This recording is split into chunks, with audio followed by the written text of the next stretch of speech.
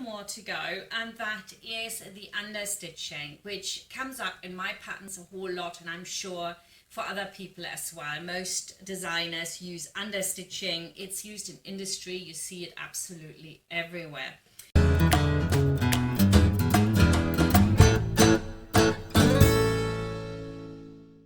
And what understitching means is that you literally stitch your seam allowance to your facing, to your lining, to your binding.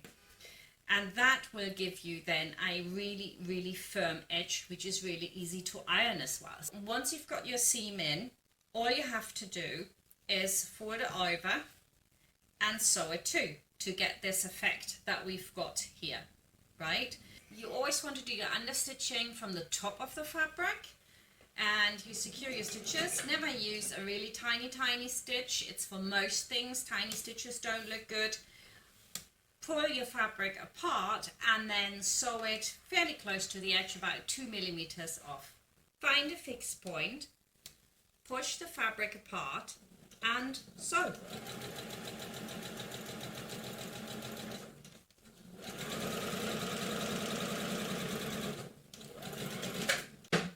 There we go, understitching done. So we can have a look at it now. Look at that. So what happens now when I roll it over, and this will be my front piece, you get a beautiful, beautiful edge, right? Like that. And I just want to show you an example of this. I'm going to show you how to put this zip in at the end of this video, right? So let's have a quick look here at the understitching that we've done here on the back of it. That's exactly the same thing.